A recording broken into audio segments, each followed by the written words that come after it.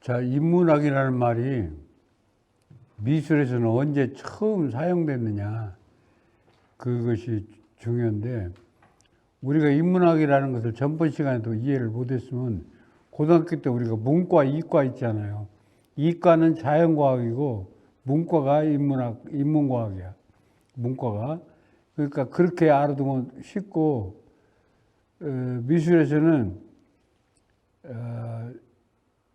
원래부터 인문학이었지만은 처음에 인문학이라고 말한 사람은 레오나르도 다빈치예요.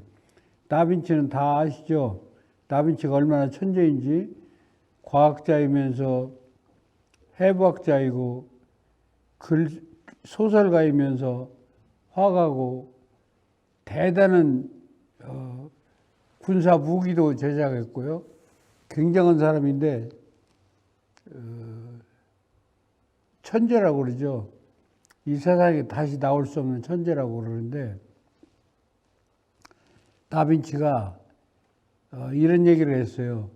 화가는 수학자의 지식에 필적할 만한, 또는 시인의 감정에 꽉 찰 정도의 두 가지 것을 다 갖고 있어야 된다. 그랬어요. 두 가지 것을 다 갖고 있어야 된다. 그러면서 그 사람 소설을 보면 이런 게 있어요. 진짜 인문학적인 게 있어요. 검정방울새라는 소설인데, 어느 날 검정방울새가 먹이를 구해가지고 오니까 새끼들이 없어졌어요.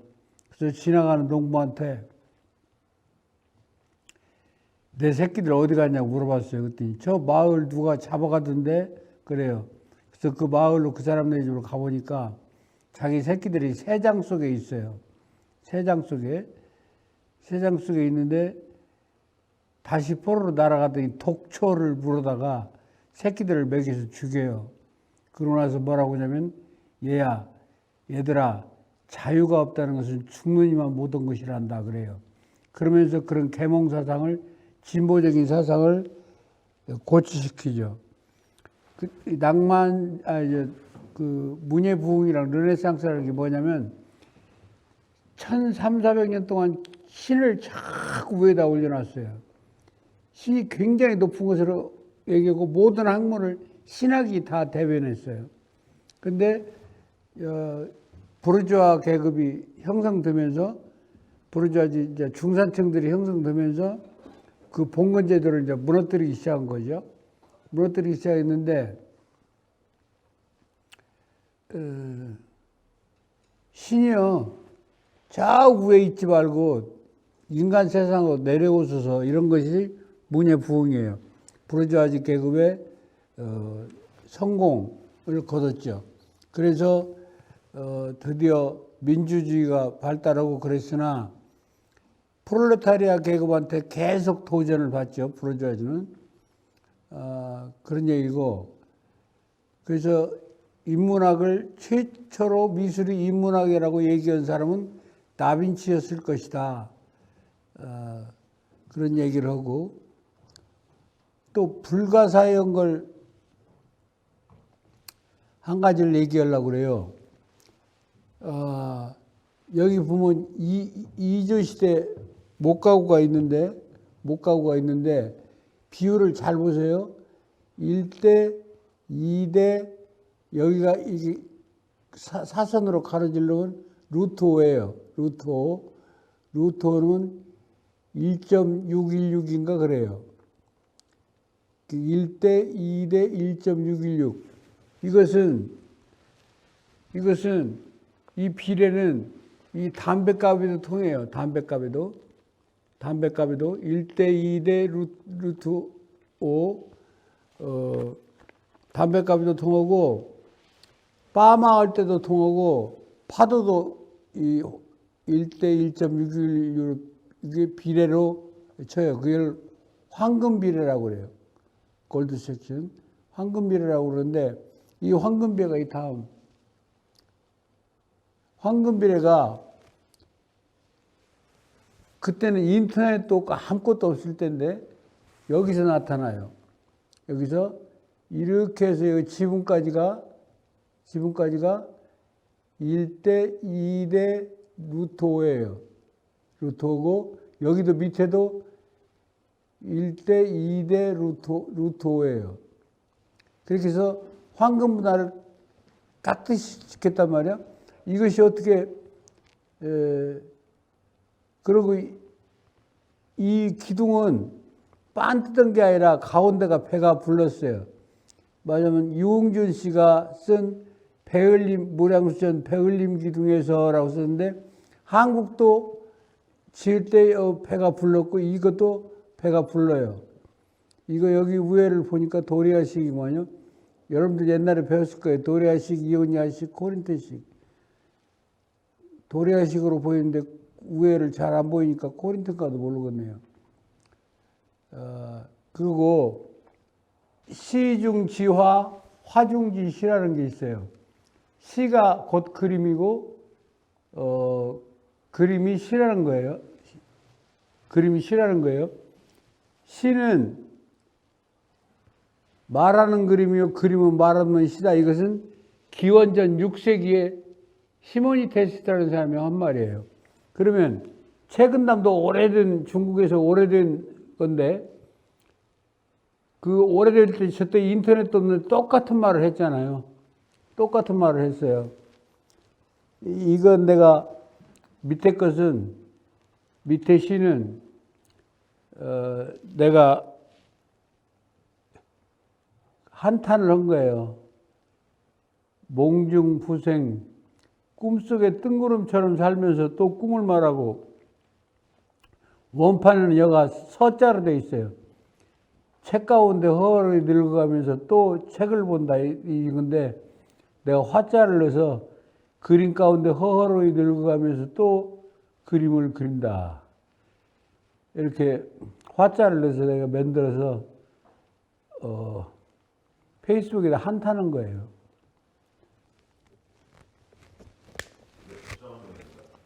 아름다움은 아름을 갖고 보면 아름은 첫 번째 알미라고 있잖아요.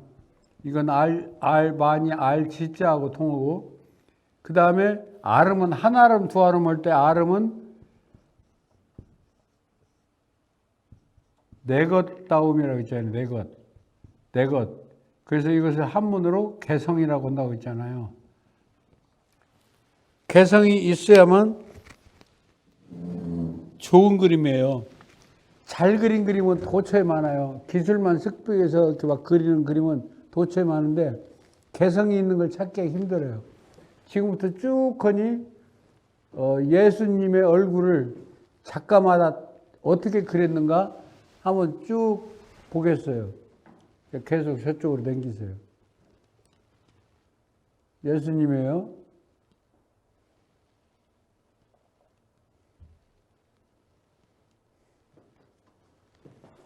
예수님의 실체를 아는 사람이 없으니까요. 아랍인 얼굴로 그린 것도 맞은 것 같아요. 백인들의 입장에서 맨 백인 얼굴만 했는데 아랍인이 그쪽 사람이잖아요. 눈물까지 그랬어요, 이건.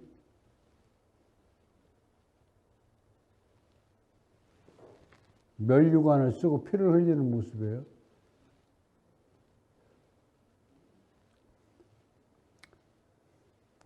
여기서부터가 루오라는 사람 건데요. 나는 개인적으로 이 루오의 예수를 제일 좋아해요.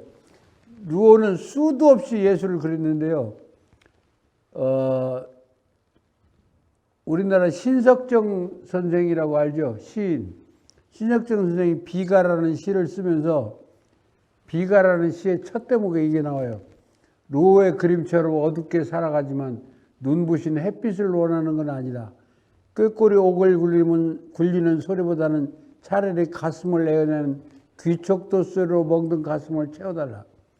저 검은 까마귀 떼들이 지구 밖에서 하늘을 뒤덮는 건 차라리 견딜 수 있지만 안쓰러운 것들이 눈에 걸리는데 자꾸만 눈에 걸리는데 저 소라껍질을 스쳐가는 바람결처럼 차마 눈 감을 수 없거늘 아 하늘이여 피가 돌 양이면 저 야물딱진 민들레꽃을 표현하듯이 어서 숨을 숨을 돌리게 하라는 시가 있거든요. 루의 그림 세계를 읊은 거예요. 루의 그림처럼 어둡게 살아가지만 밝은 세상을 원하는 건 아니다. 루라는 사람의 그림을 보면 생활도 그랬지만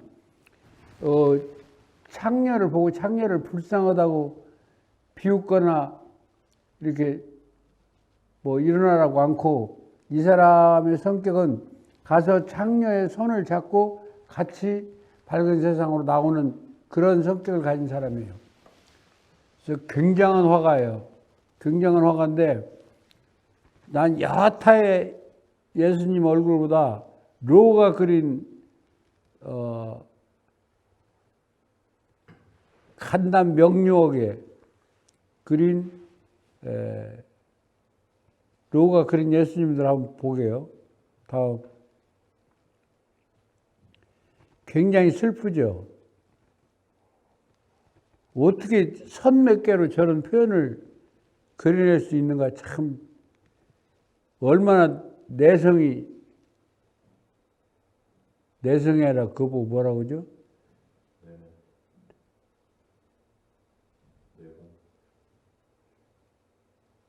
강해야, 많아야, 많이 아는 사람이어야 저렇게 그릴 수 있는가.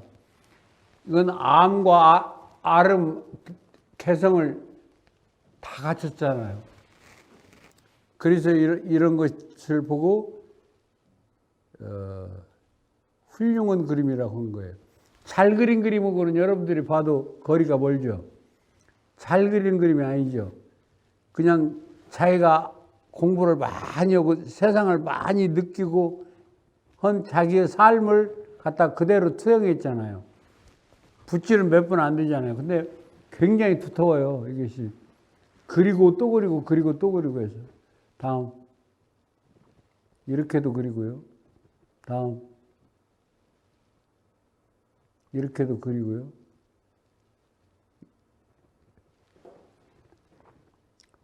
이것은 유화가 아닌 것 같네. 다음. 이렇게도 그리고요.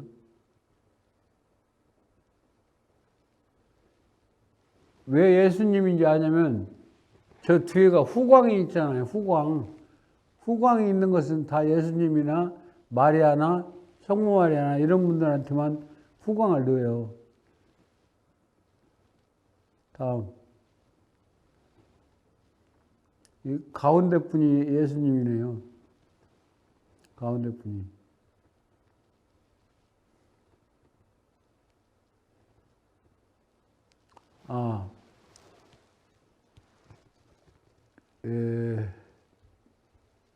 여기까지가 루오 그림인데, 그 예수님의 얼굴도 저렇게 천태만상이라는 거죠. 천태만상.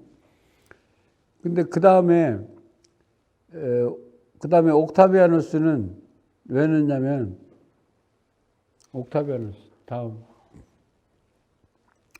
옥타비아누스가 최초의 아우구스투스예요. 시저가 브루타스한테 칼 맞아 죽잖아요.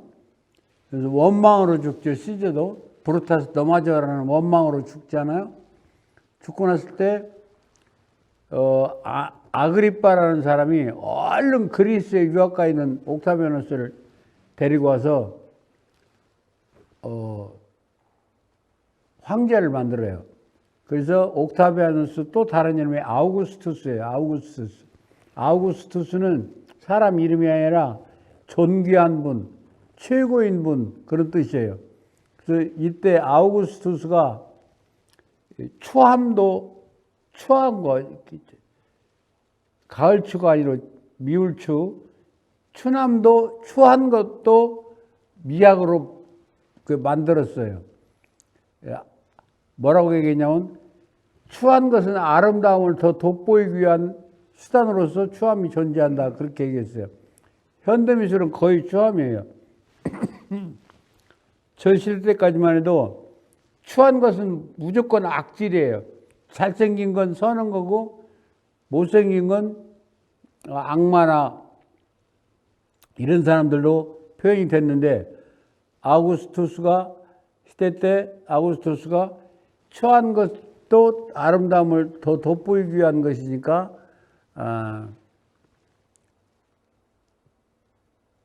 그래서 추의 미학을 만들어내는 사람이에요. 아그리파, 그 다음, 이 사람 여러분들, 이게 흔히 우리나라의 기본 석고라고는 아그리파라는 사람인데요. 이 아그리파가 옥타비아누스의 친구이자 사위이자 옥타비아누스 부하이자 그래요. 그래서 굉장한 장군인데 나중에는 건축을 많이 했죠. 건축을 많이 했는데 뭐 판테온 신전이나 이런 거 만들고 그랬는데 아그리파가 옥타비아누스가 자기 친구이자 부하인 이 아그리파를 너무나 사랑해서 자기 누나의 딸을 결혼시켜요. 그러니까 조카 사위가 되었죠. 조카 사위하고 조카 사위로 삼고 있다가 조카 사위로는 만족을 못하고 자기 딸을 줘요. 그래서 조카 사위였다가 사위가 되죠. 근데 자기 딸을 줬는데 그 딸이 굉장히 성이 해퍼요. 몸이 해퍼요. 그래서 이 남자 저 남자하고 해서 이 남자 저 남자하고 성관계를 가지면서 들리는 얘기로는 무려 씨가 다른 9명의 자식을 낳아요. 씨가 다른. 그러니까 아그리파가 얼마나 분통 터졌겠어요. 그런데 거기서 난 딸이 아그리피나예요. 아그리피나인데 아그리피나는 또 굉장히 무서운 여자예요. 아그리피나가 누구냐면 로마에서 폭군으로 유명한 사람이 네로 황제잖아요. 네로 황제의 어머니가 아그리피나예요. 이게 씨는 왕족의 피가 흐르는데 아그리피나는 왕 근위대장하고 썸씽을 타요.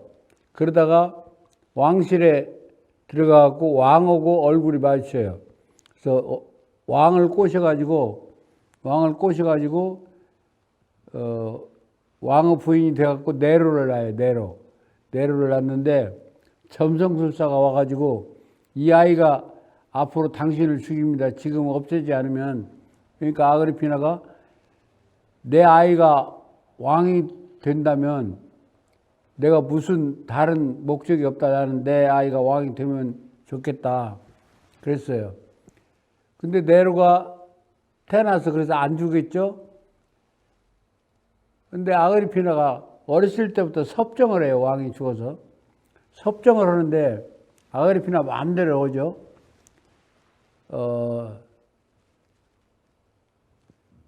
그 네로는 세네카의 그 철학자의 얘기를 들으려고 그러는데 아그리피나가 밀어붙여가지고 엉뚱한 일을 막 해요.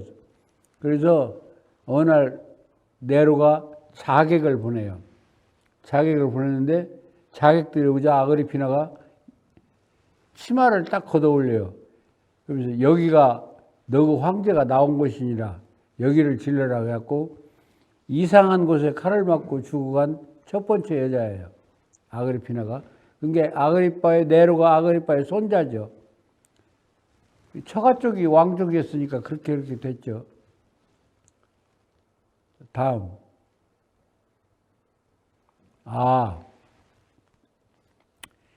내가 왜 이걸 했냐면요. 거기 찾아봐요. 미라보다리. 한글. 그 옆에 다 있어요. 미라보다리. 이게 전번 시간에 내가 잠깐 얘기했는데 왜냐면 로랑생의 그림 같은 똑같은 사고로 그린 그림이 오늘부터 모던 갤러리에서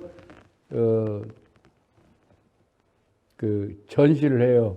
그래서 모던 갤러리를 가기 전에 이걸 한번 관중들이 있으면 좀 보여주려고 그랬는데, 기욤 아폴리네르예요. 기욤 아폴리네르. 21세기 최대의 천재라고는. 미라보다리 이제 감옥에서 2년간 있다가 나와서 그 모나리자 사건 때문에 2년간 있다 나와서 로랑생을 찾아가요. 로랑생을 찾아가는데 로랑생이 그 독일인 삼류화가 홍엔토엔인가 하고 눈 맞고 배 맞아서 도망갔어요. 그래서 허탈한 심정으로 오다가 그 미라보다리에서 다리 쉼을 딱 하는데 종이 울려요. 그때 측선 측흥시가 기욤 아폴리네르 대표작이에요. 미라보다리 아래 센강은 흐르고 우리들의 사랑도 흘러갔다. 이처럼 흘러간다. 그러나 괴로움에 이어서 오는 기쁨을 나는 또한 기억하고 있나니 밤이 오라 종이여 울려라. 세월은 흘러가네 나는 이곳에 머무르니 손에 손을 잡고서 왜 여기까지만 나왔어?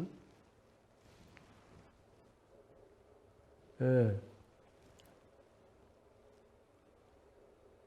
밤이 오라 종이여 울려라. 세월은 흘러가는데 나는 이곳에 머무르네. 흐르는 강물처럼 사랑은 흘러간다. 삶이 느리듯이 희망이 강렬하듯이 밤이 오라 종이여 울려라. 세월은 흘러가는데 나는 이곳에 머무르네.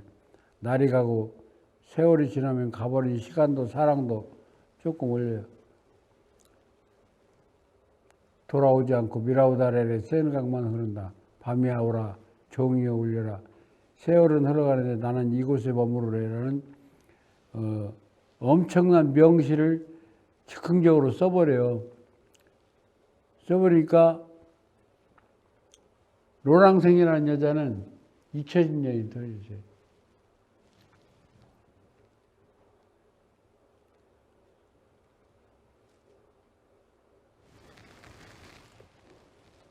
잊혀진 여인 여기 있잖아.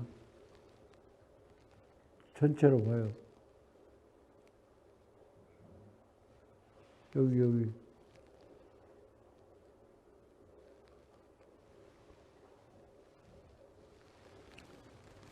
마리 로랑생은 아마 미라보다리를 보고 했다고 생각이 돼요. 그 시를 보고. 그 샤넬 얼굴도 그리고 그런 사람이에요. 로랑생은 자기 엄마가 부자를 만나서 결혼을 했는데 로랑생을 낳고 그 남자가 결혼을 안 해줘갖고 미혼모가 돼서 키운 사람이 로랑생인데, 여기 보면 잊혀진 여인을 얘기하기 위해서 계속 다른 사람을 해요. 지루한 여자, 그 다음에 슬픈 여자, 불행한 여자, 올리세요. 불행한 여자보다 버려진 여자, 버려진 여자보다 떠도는 여자, 떠도는 여자보다 쫓겨난 여자, 쫓겨난 여자보다 죽은 여자, 죽은 여자보다도 더 불쌍한 것이 잊혀진 여인이다 이렇게 써요. 아마 아폴리네르 그 미라우다를 잊고 나서 쓴 것 같아요. 자기 처지를 한탄하면서 잊혀진 여인인데, 이 사람 그림을 좀 보면요, 아까 들었던 그림으로 가요. 그림으로 가면 굉장히 부드럽죠. 굉장히 부드러워 그림이. 색채도 파스텔적이고 채도가 높다거나 그런 색은 없어요. 그냥 중간색으로 부드럽게 처리했어요. 그리고 입체적이지 않잖아요. 이때 일본의 우키요에라는 그림이 일본하고 네덜란드하고 맨 먼저 이렇게 그 교역을 했잖아요. 그래서 유럽 전역에 그 포장지로 싼 우키요의 그 그림, 일본화가 그걸 보고 사람들이 감탄했어요.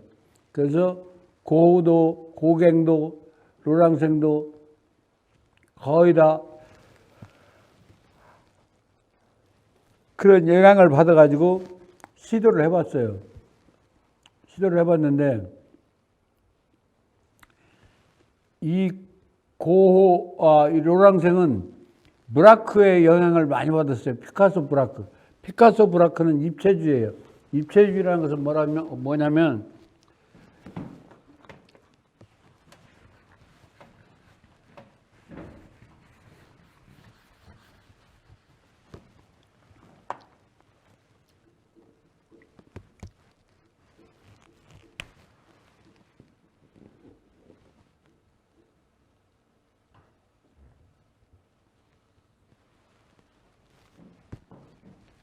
이런 그림을 입체주의라고 그래요.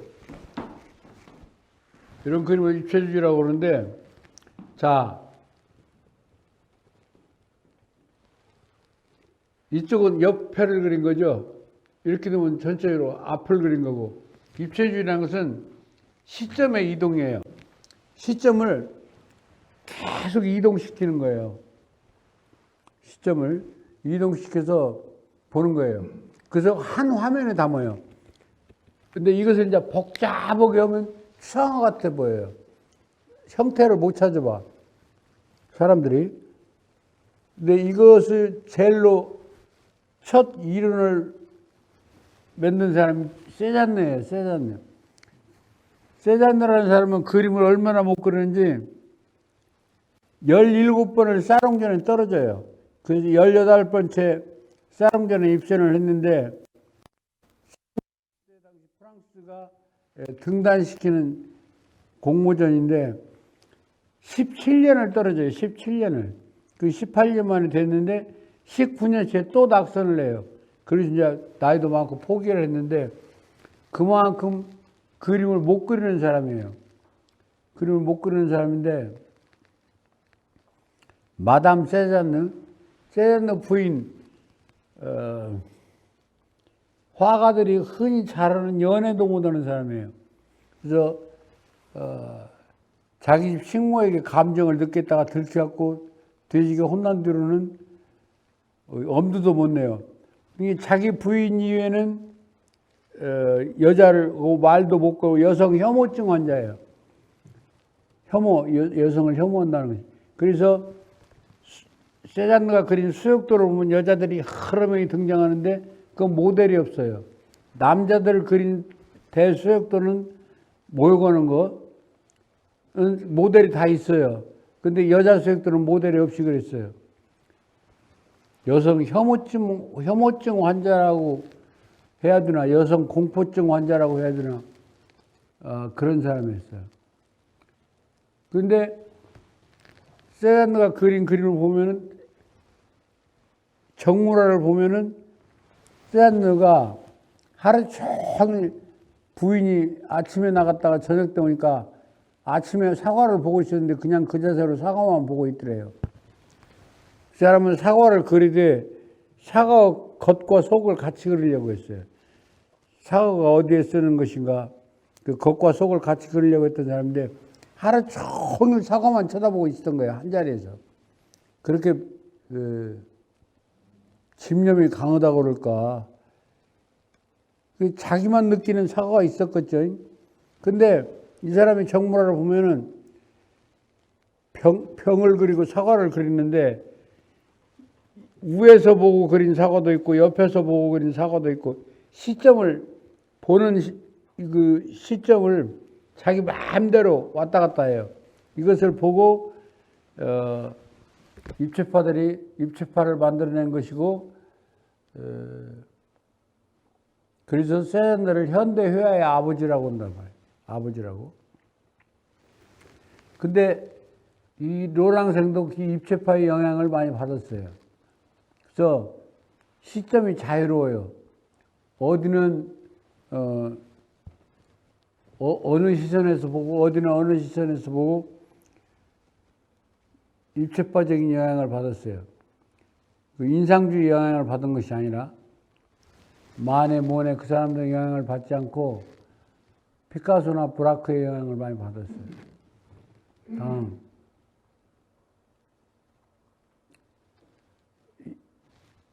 이게 자기일 거예요, 이게.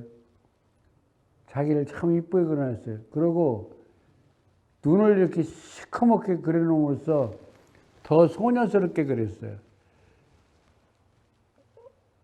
배경도 자유분방하게 이렇게 그리고,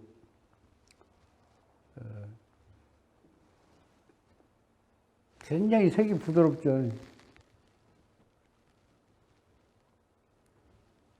부드럽게 색채를 부드럽게 했어요. 다음.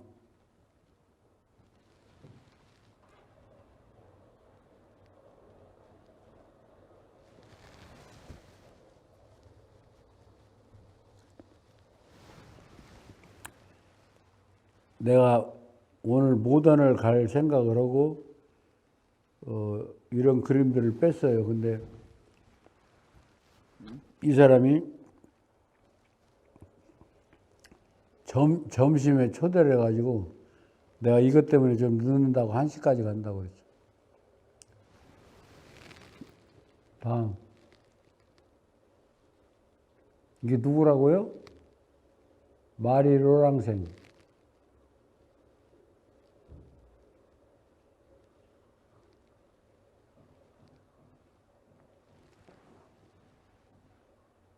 여기에 명도 대비만 있지 채도 대비가 없어요. 채도라고 하는 것은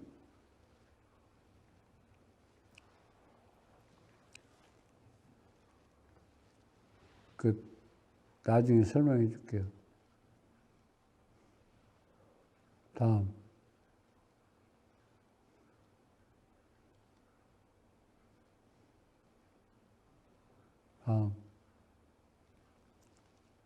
몬드리안 그림인데요.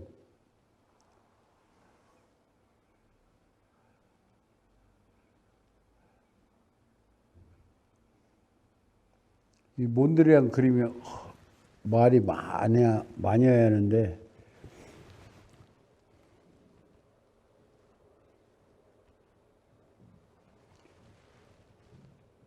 이 사람이 이런 그림을 그렸는데요. 그때까지 있었겠어요? 없었겠어요? 없었겠죠? 이런 그림을 싹 그려놓고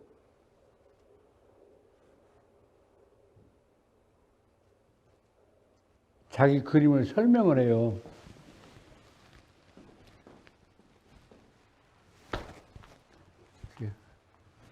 이렇게 나와봐.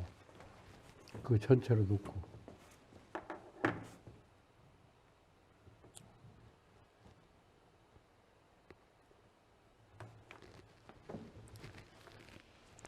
왜 명화라고 하냐면 우리는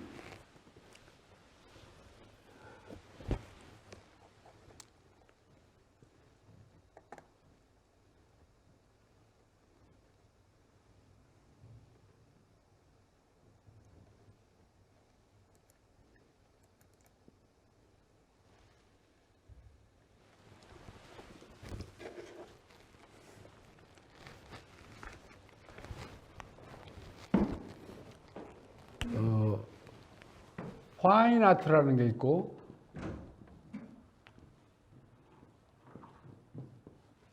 유스풀 아트라는 게 있어요.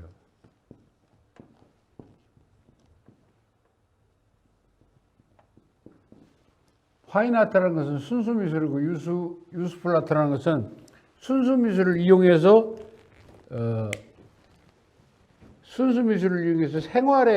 생활하기 좋은 미술을 만들어내는 거예요. 내는 건데, 몬드리안은 이론가이기도 해요. 그래서 자기가 추상화가 되어가는 것을 보여줘요. 이렇게 처음에 이렇게 나무를 구상같이 그렸잖아요. 그 다음에 나무가 추상화되기 시작해요. 이것이 이렇게 변하고요. 이렇게 변하고요. 이것이 이렇게 변하고요. 그 다음에 이렇게 변해요. 이렇게 변하는데 이 그림이 얼마만큼 많이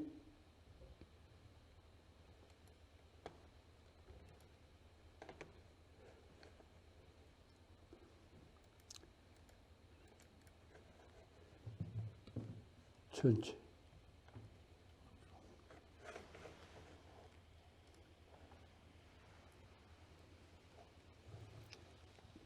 그림이 많이 이용되냐면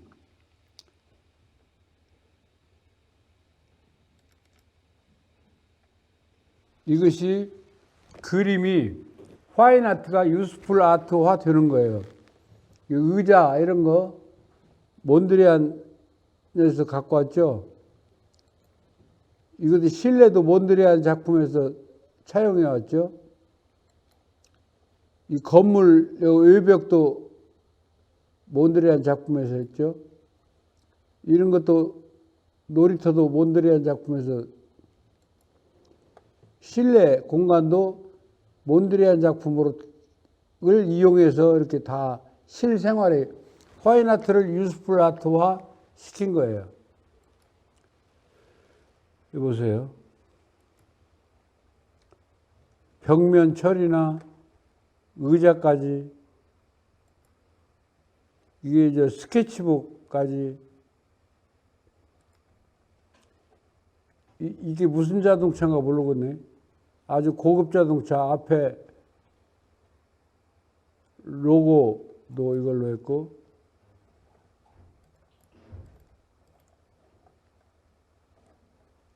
심지어 배도 이렇게 꾸몄고,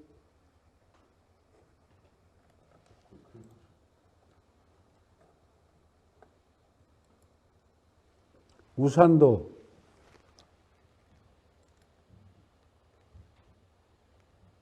다 이렇게 몬드리안 작품을 이용해서, 일단 지금 나온 사람 말레비치인데, 핸드백도 있었는데, 핸드백도 운동화도 다 없어졌네.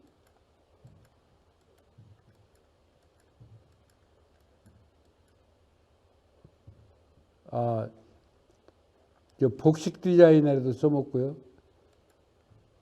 건물에도 써먹고. 봐요. 건물에도 장식으로. 운동화에다도 써먹잖아요. 이렇게. 파인 아트가 그렇게 중요해요. 복식 디자인에도 썼고, 부기우기,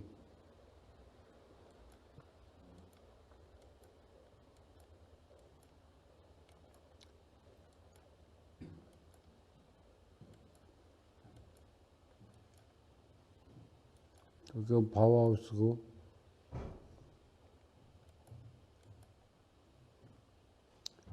그래서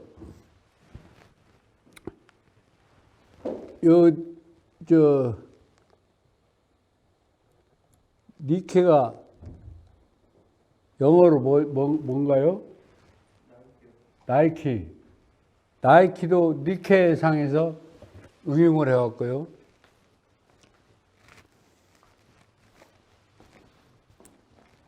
그렇습니다. 파인 아트는 순수 미술이에요. 순수하게 화가들이 머리 짜서 이렇게 만들어 놓으면 유스풀 아트를 응용 미술이라고 그래요. 응용. 그것을 응용해서 상품을 만들어내는 거예요. 그래서 파인 아트는 인문학이고, 유스풀 아트는 인문학을 좀 벗어난 자연과학 정도 될까요? 그렇게 할 수도 있어요. 얘기할 수도.